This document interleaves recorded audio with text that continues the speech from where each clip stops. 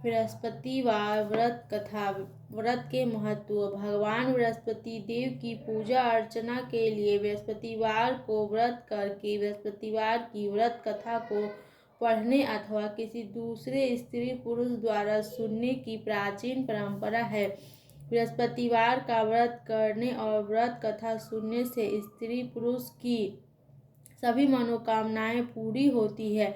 इस व्रत से धन संपत्ति की प्राप्ति होती है, निसंतानों को पुत्र प्राप्त होते हैं, परिवार में सुख शांति बनी रहती है, सभी आनंदपूर्वक रहते हैं। व्रत करने की विधि। बृहस्पतिवार को सूर्योदय से पहले उठकर स्नान आदि से निवृत्त होकर भगवान बृहस्पति देव का स्मरण करते हुए व्रत का आरंभ करना चाहिए। उपासक को घर के किसी कक्ष में छोटा अथवा बड़ा पूजा स्थल बनाकर उसमें भगवान बृहस्पति देव की प्रतिमा की स्थापना करनी चाहिए। घर के समीप किसी मंदिर में जाकर भी भगवान बृहस्पति देव की पूजा की जा सकती है। भगवान बृहस्पति देव पीले रंग के फूल और पूजा की पीले रंग की सामग्री को विशेष रूप से पसंद करते हैं, इसलिए स्नान के बाद पीले रंग के वस्त्र धारण करने का विशेष महत्व बताया गया है। पीले रंग के फूल, केले और पीले चंदन से भगवान बृहस्पति देव की पूजा का विधान है। बृहस्पतिवार के व्रत में उपासक को पूरे दिन में एक समय ही भोजन करना चाहिए। भोजन में चने की दाल, बेसन और दूसरे पीले रंग के खाद्य पदार्थ का ही सेवन करना चाहिए। व्रत करने वाले पुरुष बृहस्पतिवार को दाढ़ी व सर के बाल न कटवाएं। पूजा के समय भगवान बृहस्पति देव से जो मनोकामना प्रकट की जाती है वे उस मनोकामना को पूरा करते हैं। इस व्रत में व्रत कथा पढ़ने और श्रवण करने का विशेष महत्व है। बृहस्पतिवार व्रत कथा। प्राचीन समय की बात है। भारत में एक राजा राज करता था। वह बड़ा प्रतापी तथा दानी था। वह नित्य प्रतिदिन मंदिरों में भागवत दर्शन करने जाता था। वह ब्राह्मणों और गुरु की सेवा किया करता था। उसके द्वार से कोई भी याचक निराश होकर नहीं लौटता था। वह प्रत्येक गुरुवार को व्रत रखता एवं पूजन करता था। हर दिन गरीबों की सहायता करता था, परंतु यह सब बातें उसकी रानी को अच्छी नहीं लगती थी। वह ना व्रत करती और न किसी को एक भी पैसा दान में देती थी। वह राजा से भी ऐसा करने को मना किया करती थी। एक समय की बात है कि राजा शिकार करने वन को चले गए। घर पर रानी और दासी थी। उस समय गुरु बृहस्पति साधु का रूप धारण कर राजा के दरबार पर भिक्षा मांगने आए। साधु ने रानी से भिक्षा मांगी तो वह कहने लगी, हे साधु महाराज, मैं इस दान और पुण्य से तंग आ गई हूँ। इस कार्य के लिए तो मेरे पतिदेव ही बहुत हैं। अब आप ऐसी कृपा करें कि सारा धन नष्ट हो जाए तथा मैं आराम से रह सकूं। साधु रूपी बृहस्पति देव ने कहा, हे देवी, तुम बड़ी विचित्र हो। संतान और धन से कोई दुखी नहीं होता, इसको सभी चाहते हैं। पापी भी पुत्र और धन की इच्छा करता है। अगर तुम्हारे पास धन अधिक है तो भूखे मनुष्य को भोजन कराओ, पियाओ, बनवाओ, ब्राह्मणों को दान दो, धर्मशालाएं बनवाओ, कुआं, तालाब, बावड़ी, बाग बगीचे आदि का निर्माण करो तथा निर्धनों के कुमारी कन्याओं का विवाह कराओ। साथ ही ययाति करो। इस प्रकार के कार्य से आपके कुल और आपका नाम परलोक में सार्थक होगा एवं स्वर्ग की प्राप्ति होगी। परंतु रानी साधु के इन बातों से खुश नहीं हुई।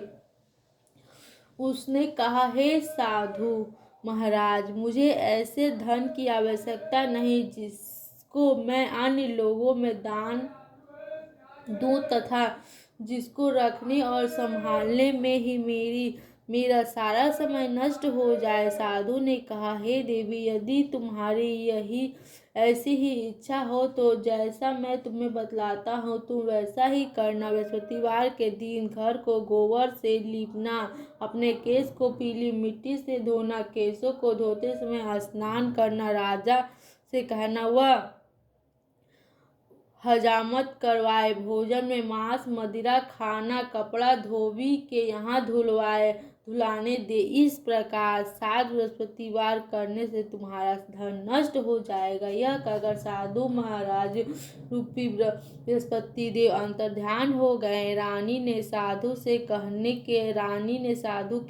के अनुसार 7 बृहस्पतिवार तक वैसा ही करने का विचार किया। साधु के बात अनुसार कार्य करते हुए केवल 3 बृहस्पतिवार ही बीते थे कि उसकी समस्त धन संपत्ति नष्ट हो गई। भोजन के लिए दिनों समय परिवार तरसने लगा तथा सांसारिक भोगों से दुखी रहने लगा। तब वह राजा रानी से कहने लगा, यहाँ कोई कार्य नहीं कर सकता, मैं अब परदेश जा रहा हूँ, वहाँ कोई काम धंधा करूँगा, शायद हमारे भाग्य बदल जाएं।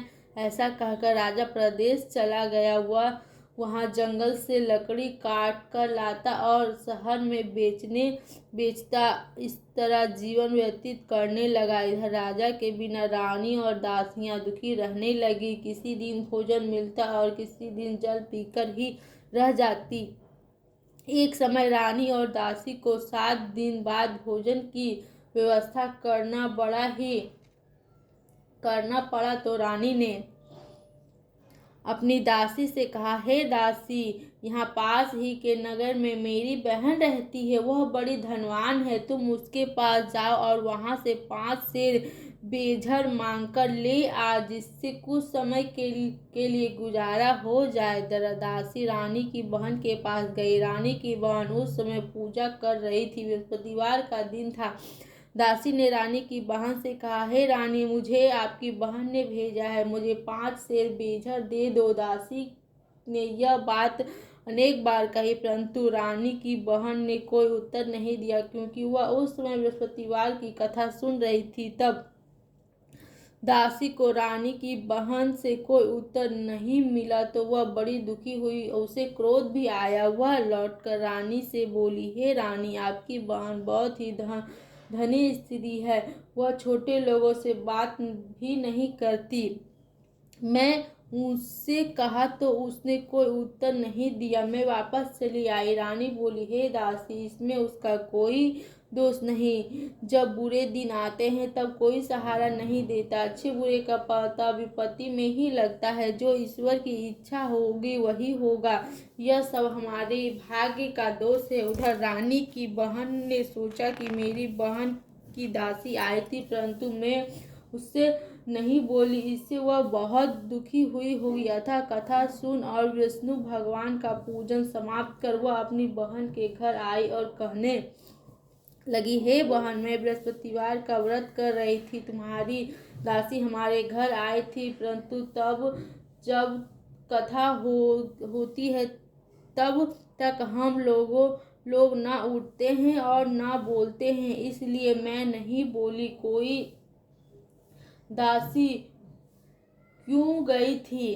कहो, दासी क्यों गई थी? रानी बोली, बहन, हमारे घर अनाज नहीं था, वैसे तुमसे कोई बात छिपी नहीं है, इस कारण मैंने दासी को तुम्हारे पास 5 सेर बेझर लेने के लिए भेजा था। रानी की बहन बोली, बहन देखो, बृहस्पति भगवान सबकी मनोकामनाएं पूर्ण करते हैं, देखो शायद तुम्हारे घर में अनाज रखा हो। यह सुनकर दासी घर के अंदर गई तो वहां उसे एक घड़ा बेझर का भरा मिल गया। उससे बड़ी हैरानी हुई, क्योंकि उसने एक एक बर्तन देख लिया। उसने बाहर आकर रानी को बताया। दासी अपनी बहन से कहने लगी, हे रानी, देखो, वैसे हमको जब अन्न नहीं मिलता तो हम रोज ही व्रत करते हैं। अगर इससे व्रत की विधि और कथा पूछ ली जाए तो उसे हम भी किया करेंगे। दासी के कहने पर रानी ने अपनी बहन से बृहस्पतिवार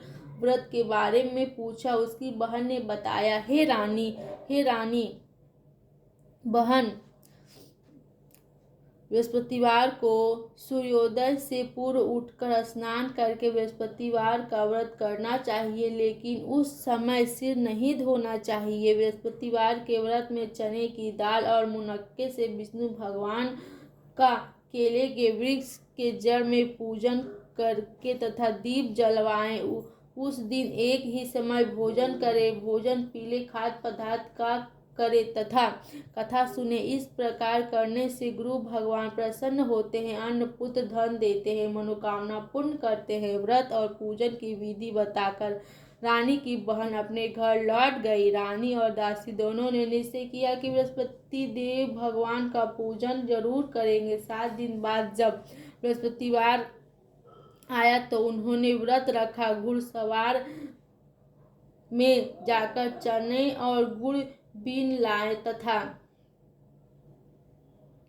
उसकी दाल से केले के जड़ तथा विष्णु भगवान का पूजन किया। अब भोजन पीला कहाँ से आए? दोनों बड़ी दुखी हुई, परंतु उन्होंने व्रत किया था, इस कारण बृहस्पति देव भगवान प्रसन्न थे। एक साधारण व्यक्ति के रूप में वे 2 थालों में सुंदर पीला भोजन लेकर आए और दासी को देकर बोला, हे दासी, यह भोजन तुम्हारे और रानी के लिए है, तुम दोनों करना। दासी भोजन पाकर बड़ी प्रसन्न हुई और रानी से बोली, रानी जी भोजन कर लो। रानी को भोजन आने के बारे में कुछ पता नहीं था, इसलिए वह दासी से बोली, जा तू ही भोजन कर, क्योंकि तू हमारी व्यथा में हंसी उड़ाती है। दासी बोली, एक व्यक्ति भोजन दे गया है। रानी कहने लगी, वह भोजन तेरे लिए ही गया है, तू ही भोजन कर। दासी ने कहा, वह व्यक्ति हम दोनों के लिए 2 थाल में भोजन दे गया है, इसलिए मैं और आप दोनों ही साथ साथ भोजन करेंगे। दोनों ने गुरु भगवान को नमस्कार कर भोजन प्राप्त किया। उसके बाद से वे प्रत्येक बृहस्पतिवार को गुरु भगवान का व्रत करके पूजन करने लगी। बृहस्पति भगवान की कृपा से उसके पास धन हो गया, परंतु रानी फिर पहले की तरह से आलस करने लगी। तब दासी बोली, देखो रानी, तुम पहले भी इस प्रकार आलस करती थी, तुम्हें धन के रहने में नष्ट होता था, तुम्हें धन के रखने में कष्ट होता था, इस कारण सभी धन नष्ट हो गया। अब गुरु भगवान की कृपा से धन मिला है तो फिर तुम्हें आलस होता है। बड़ी मुसीबतों के बाद हमने यह धन पाया है, इसलिए हमें दान पुण्य करना चाहिए। तुम भूखे मनुष्य को भोजन कराओ, पियाओ, बनवाओ, ब्राह्मणों को दान दो, कुआं, तालाब, बावड़ी आदि का निर्माण करो, मंदिर, पाठशाला बनवाकर दान दो, कुंवारी कन्याओं का विवाह करवाओ, धन को शुभ कार्य में खर्च करो, जिससे तुम्हारे कुल का यश बढ़े तथा स्वर्ग प्राप्त हो और चित्त प्रसन्न हो। दासी की बात मानकर रानी ने इसी प्रकार के कार्य करने प्रारंभ किए, जिससे उनका काफी यश फैलने लगा। एक दिन रानी और दासी आपस में विचार करने लगे कि ना जाने राजा किस दशा में होंगे, उनकी कोई खोज खबर नहीं है। गुरु भगवान से उन्होंने प्रार्थना की और भगवान ने रात्रि में राजा को स्वप्न में कहा, हे राजा, उठ, तेरी रानी तुझको याद करती है, अब अपने देश को लौट जा। राजा प्रातःकाल उठकर जंगल से लकड़ियां काटकर लाने के लिए जंगल की ओर चल पड़ा। जंगल से गुजरते हुए वह सोचने लगा, रानी की गलती से उसे कितने दुख भोगने पड़े। राजपाट छोड़कर उसे जंगलों में आकर रहना पड़ा। जंगल से लकड़ियां काटकर उसे बेचकर गुजारा करना पड़ा। उसी समय उस जंगल में बृहस्पति देव एक साधु का रूप धारण कर आए और राजा के पास आकर बोले, हे लकड़हारा, तू इस सुनसान जंगल में किस चिंता में बैठा है, तू मुझे बतलाओ। यह सुनकर राजा के नेत्रों में जल भर आए और साधु की वंदना कर बोले, हे प्रभु, आप सब कुछ जानने वाले हैं। इतना कहकर राजा ने साधु को अपनी संपूर्ण कहानी सुना दी। महात्मा दयालु थे, वे राजा से बोले, हे राजा, तुम्हारी पत्नी ने बृहस्पति देव के प्रति अपराध किया था, जिसके कारण तुम्हारी यह दशा हुई। अब तुम किसी प्रकार की चिंता मत करो, भगवान तुम्हें पहले से अधिक धन देंगे। देखो, तुम्हारी पत्नी ने बृहस्पतिवार का व्रत प्रारंभ कर दिया है। अब तुम भी बृहस्पतिवार का व्रत करके चने की दाल व गुड़ जल के लोटे में डालकर केले का पूजन करो, फिर कथा कहो या सुनो। भगवान तुम्हारी सब मनोकामनाओं को पूर्ण करेंगे। साधु को प्रसन्न देखकर राजा बोले, हे प्रभु, मुझे लकड़ी बेचकर इतना पैसा भी नहीं बचा जिससे भोजन करने के उपरांत कुछ बचा सकूं। मैं रात्रि में अपनी रानी को व्याकुल देखा है। मेरे पास कोई साधन नहीं जिससे समाचार जान सकूं। फिर मैं बृहस्पति देव की क्या कहानी कहूँ, मुझसे तो कुछ भी मालूम नहीं है। साधु ने कहा, हे राजा, तुम किसी बात की चिंता मत करो। बृहस्पतिवार के दिन तुम रोजाना की तरह लकड़ियां बेचकर शहर में जाओ। तुम्हें रोज से दुगना धन प्राप्त होगा, जिससे तुम भली भांति भोजन कर लोगे तथा बृहस्पति देव की पूजा का सामान भी आ जाएगा। बृहस्पति देव की कथा इस प्रकार है। बृहस्पति देव की कथा। प्राचीन काल में एक बहुत ही निर्धन ब्राह्मण था। उसकी कोई संतान नहीं थी। वह नित्य पूजा पाठ करता, परंतु उसकी स्त्री बहुत मलिनता के साथ रहती थी। वह न स्नान करती, न किसी देवता का पूजन करती। प्रातः काल उठते ही सर्वप्रथम भोजन करती, बाद में कोई अन्य कार्य करती। ब्राह्मण देवता बहुत दुखी रहते थे। पत्नी को बहुत समझाते, किंतु उसका कोई परिणाम न निकलता। भगवान की कृपा से ब्राह्मण की स्त्री को कन्या उत्पन्न हुई। वह कन्या अपने पिता के घर में बड़ी होने लगी। वह बालिका प्रातः स्नान करके भगवान विष्णु का जाप करती। वह बचपन से ही बृहस्पतिवार का व्रत भी करने लगी। पूजा पाठ समाप्त कर स्कूल जाती तो अपनी मुट्ठी में जो भरकर ले जाती और पाठशाला जाने के मार्ग में डालती जाती।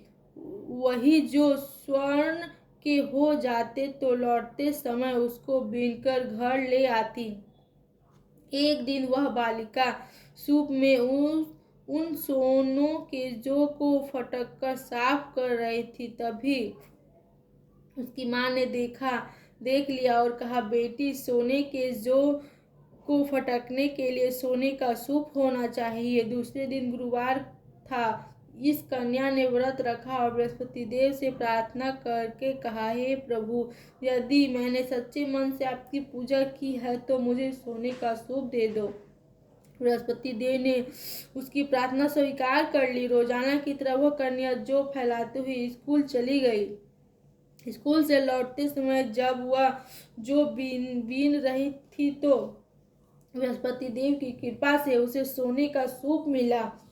उसे वह घर ले आई और उसमें जो साफ करने लगी, परंतु उसकी माँ का वही ढंग रहा। एक दिन की बात है, वह कन्या सोने के सूप में जो साफ कर रही थी। उस समय उस नगर का राजकुमार वहां से होकर निकला। इस कन्या के रूप में सोने के सूप में जो को साफ करते देखकर वह उस कन्या पर मोहित हो गया। राजमहल आकर वह भोजन तथा जल त्याग कर उदास होकर लेट गया। राजा को जब राजकुमार द्वारा अन्न जल त्यागने का समाचार ज्ञात हुआ तो अपने मंत्री के साथ वह अपने पुत्र के पास गया और बोला, हे बेटा, तुम्हें किस बात का कष्ट है? किसी ने अपमान किया है अथवा कोई और कारण है? मुझे बतलाओ, मैं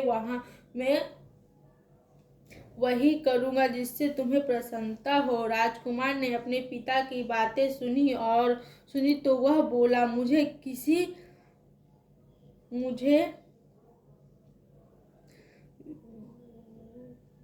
परंतु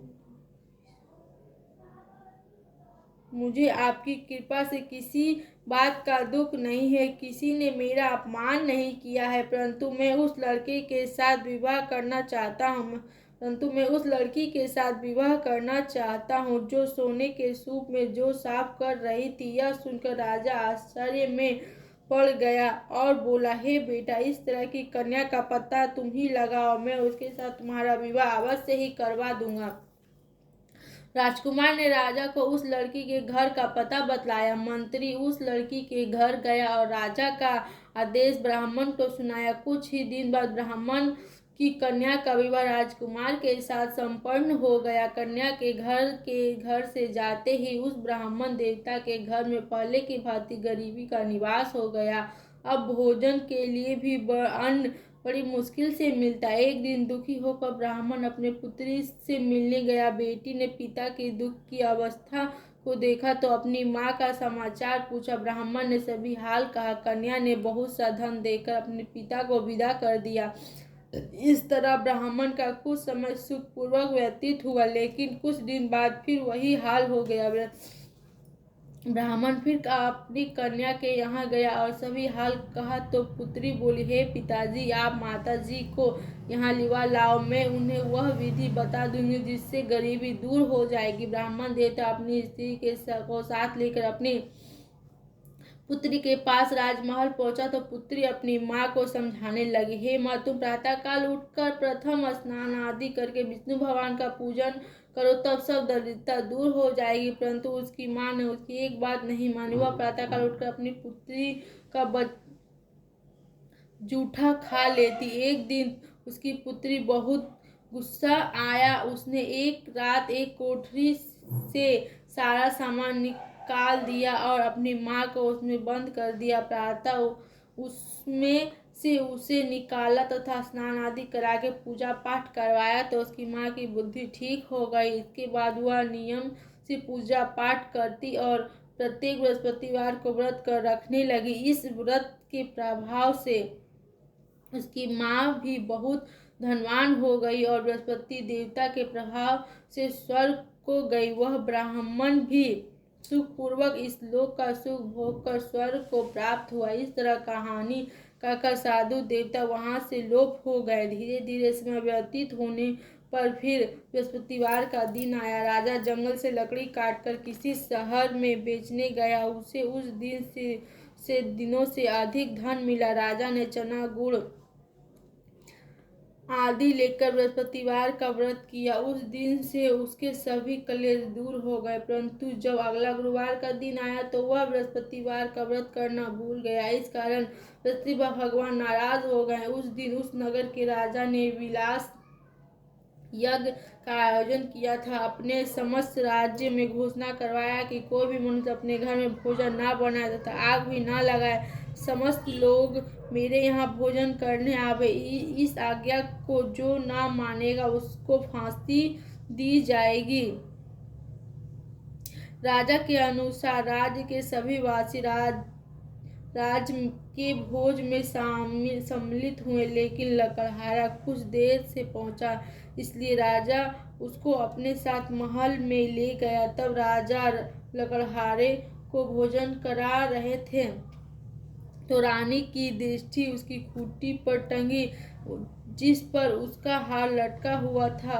उसे हार खूंटी पर लटका दिखाई नहीं दिया। रानी को निश्चय हो गया कि मेरा हार इसी लकड़हारे ने चुराया है। उसी समय सैनिक बुलवाकर उसको जेल में डलवा दिया। तब लकड़हारा जेल खाने में गया तो बहुत दुखी होकर विचार करने लगा कि न जाने कौन से पूर्व जन्म के कर्म ने मुझे यह दुख प्राप्त हुआ है। और उसी समय साधु को याद करने लगा जो जंगल में मिला था। तत्काल बृहस्पति देव साधु के रूप में प्रकट हो गए और उसकी दशा को देखकर कहने लगे, अरे मूर्ख, तूने बृहस्पति देवता की कथा नहीं कही, इस कारण तुझे दुख प्राप्त हुआ है। अब चिंता मत कर। बृहस्पतिवार के दिन जेल खाने के द्वार पर 4 पैसे पड़े मिलेंगे, उनसे तू बृहस्पति देव की पूजा करना तो तेरे सभी कष्ट दूर हो जाएंगे। अगले बृहस्पतिवार को उसे जेल के द्वार पर 4 पैसे मिले। राजा ने पूजा कर सामान मंगवाया तथा कथा कही और प्रसाद बांटा। उसी रात्रि में बृहस्पति देव ने उस नगर के राजा को स्वप्न में कहा, हे राजा, तूने जिस आदमी को जेलखाने में बंद कर दिया है वह निर्दोष है, वह राजा है, उसे छोड़ देना। रानी कहा, उसी खूंटी पर लटका हुआ है, अगर तू ऐसा नहीं करेगा तो मैं तेरा राज्य को नष्ट कर दूंगा। राजा प्रातःकाल उठा और खूंटी पर हार टंगा देखा तो लकड़हारे को बुलाकर क्षमा मांगा तथा राजा के योग्य सुंदर वस्त्र आभूषण भेंट कर उसे विदा किया। गुरुदेव के आज्ञा अनुसार राजा अपने नगर को चल दिया। राजा जब नगर के निकट पहुंचा तो उसे बड़े ही आश्चर्य हुई। नगर में पहले से अधिक बाग, तालाब, कुआं, बहुत सी धर्मशालाएं, मंदिर आदि बने हुए थे। तो राजा ने पूछा कि यह किसका बाग और धर्मशाला है। तब नगर के सब लोगों ने कहने लगा, यह सब रानी और दासी द्वारा बनाया गया है। यह राजा को आश्चर्य हुआ और गुस्सा भी आया। तब रानी ने खबर सुनी कि राजा आ रहे हैं तो उसने अपनी दासी से कहा, हे दासी, देख, राजा हमको इतनी बुरी हाल में छोड़ गए थे, वह हमारी ऐसी हालत देखकर लौट न जाए, इसलिए तू दरवाजे पर खड़ी हो जा। रानी के आज्ञा अनुसार दासी दरवाजे पर खड़ी हो गई। जब राजा आए तो उन्होंने अपने साथ महल में लिवा लाई। तब राजा ने क्रोध करके अपनी तलवार निकाली और पूछने लगा, बताओ, यह धन तुम्हें कैसे प्राप्त हुआ है। तब रानी ने बताया, हमें यह सब धन बृहस्पति देव के व्रत के प्रभाव से प्राप्त हुआ है। राजा ने तब निश्चय किया कि 7 रोज बाद से सभी बृहस्पतिवार का पूजन करते हैं, परंतु मैं रोजाना दिन में 3 बार कथा कहा करूँगा तथा रोज व्रत किया करूँगा। अब हर समय राजा के दुपट्टे में चने की दाल बंधी रहती तथा दिन में 3 बार कथा कहता। एक रोज राजा ने विचार किया कि चलो अपने बहन के यहाँ हो आवे। इस तरह का निश्चय कर राजा घोड़े पर सवार हो अपनी बहन के यहाँ चला गया। मार्ग में उसने देखा कि कुछ आदमी एक मुर्दे को लिए जा रहे हैं। उन्हें रोककर राजा कहने लगा, अरे भाई, मेरी बृहस्पतिवार की कथा सुन लो। वे बोले, लो, हमारा तो आदमी मर गया है, इसकी अपनी कथा की पड़ी है। परंतु कुछ आदमी बोले, अच्छा कहो, हम तुम्हारी कथा भी सुनेंगे। राजा ने दाल निकाला और कथा कहानी शुरू कर दी। तब कथा आदि हुई तो मुर्दा हिलने लगा और जब कथा समाप्त हुआ तो राम राम करते हुए मुर्दा खड़ा हो गया। राजा आगे बढ़ा। उसे चलते चलते शाम हो गई और मार्ग में उसे एक किसान खेत में हल चलाता मिला। राजा उससे बोला, अरे भाई, तुम मेरी बृहस्पतिवार की कथा सुन लो। किसान बोला, जब तक मैं तेरी कथा सुनूंगा तब तक 1-4 हरैया जोत दूंगा। जा अपनी कथा किसी और को सुनाना। राजा आगे चलने लगा। राजा के हटते ही बैल पछाड़ खाकर गिर गया तथा किसान के पेट में बहुत जोर से दर्द होने लगा। उसी समय किसान की पत्नी रोटी लेकर आई। उसने जब यह देखा तो अपने पुत्र से सब हाल पूछा। बेटे ने सभी हाल बता दिया। बुढ़िया दौड़ी दौड़ी उस घुड़सवार के पास गई और उसने बोला, मैं तेरी कथा सुनी कि तू मैं अपनी कथा मेरे खेत पर ही चलकर कहना। राजा ने लौटकर बुढ़िया के खेत पर जाकर कथा कही, जिसके सुनते ही बैल खड़े हो गए तथा किसान के पेट का दर्द भी बंद हो गया। राजा अपनी बहन के घर पहुंचा। बहन ने भाई की खूब मेहमानी की। दूसरी रोज प्रातःकाल राजा जागा तो वह देखने लगा कि सब लोग भोजन कर रहे हैं। राजा ने अपनी बहन से जब पूछा कि ऐसा कोई मनुष्य है जिसने भोजन नहीं किया हो, जो मेरी बृहस्पतिवार की कथा सुन ले, तो बहन बोली, हे भैया, यह देश ऐसा है कि पहले यहाँ के लोग भोजन करते हैं, बाद में अन्य काम करते हैं। अगर मिला जिससे भोजन न किया हो, वह एक कुम्हार के घर गई। जिसका लड़का बीमार था। उसे मालूम हुआ कि उसके यहाँ 3 दिनों से किसी ने भोजन नहीं किया। रात्रि में अपने भाई की कथा सुनने के लिए कुम्हार से कहा। वह तैयार हो गया। राजा ने जाकर बृहस्पतिवार की कथा कही, जिससे सुनकर उसका लड़का ठीक हो गया। अब तो राजा की प्रशंसा होने लगी। एक दिन राजा ने अपनी बहन से कहा, हे बहन, मैं अपने घर जाऊंगा, तू भी तैयार हो जा। राजा की बहन ने अपनी सास से अपने भाई के साथ जाने की आज्ञा मांगी। सास बोली, चली जा, परंतु अपने लड़के को मत ले जाना, क्योंकि तेरे भाई का कोई संतान नहीं होता। बहन ने अपने भाई से कहा, हे भैया, मैं चलूंगी, परंतु कोई बालक नहीं जाएगा। राजा ने कहा, जब कोई बालक नहीं जाएगा चलेगा तब तू जाकर ही क्या करेगी। दुखी मन से राजा अपने नगर को लौट गया। राजा ने अपनी रानी से कहा, हम निसंतान हैं, इसीलिए कोई हमारा घर आना पसंद नहीं करता। इतना कहकर वह बिना भोजन आदि किए यह ससैया पर लेट गया। रानी बोली, हे प्रभु, बृहस्पति देव ने हमें सब कुछ दिया है, तो वे संतान भी अवश्य देंगे। उसी रात बृहस्पति देव ने राजा को स्वप्न में कहा, हे राजा, उठ, सब सभी सोच त्याग दे, तेरी रानी गर्भवती है। राजा को यह जानकर बड़ी खुशी हुई। 9वें महीने रानी के गर्भ से एक सुंदर पुत्र पैदा हुआ। जब राजा की बहन ने यह शुभ समाचार सुना तो वह बहुत खुशी हुई तथा बधाई लेकर अपने भाई के यहाँ आई। तभी रानी ने कहा, घोड़ा चढ़कर नहीं आई, गधा चढ़ी आई। राजा की बहन बोली, भाई, मैं इसी प्रकार न कहती तो तुम्हें औलाद कैसे मिलती। बृहस्पति देव ऐसे ही हैं, जिसके मन में कोई कामनाएं रहती है सभी को पूर्ण करते हैं। जो सद्भाव पूर्वक बृहस्पतिवार का व्रत करता है एवं पढ़ता है अथवा सुनता है और दूसरों को सुनाता है, बृहस्पति देव उसकी सभी मनोकामनाएं पूर्ण करते हैं। बृहस्पति देव सदैव उनकी रक्षा करते हैं। जो संसार में सद्भाव व सच्ची हृदय से बृहस्पति देव का पूजन करते हैं, उनकी सभी मनोकामनाएं इसी प्रकार पूर्ण होती है। जैसे रानी और राजा ने बृहस्पति देव की कथा का गुणगान किया, उनकी सभी इच्छाएं बृहस्पति देव ने पूर्ण की। मनुष्य के हृदय में उनका मनन करते हुए जयकार करना चाहिए। तीसरी बृहस्पतिवार व्रत कथा समाप्त।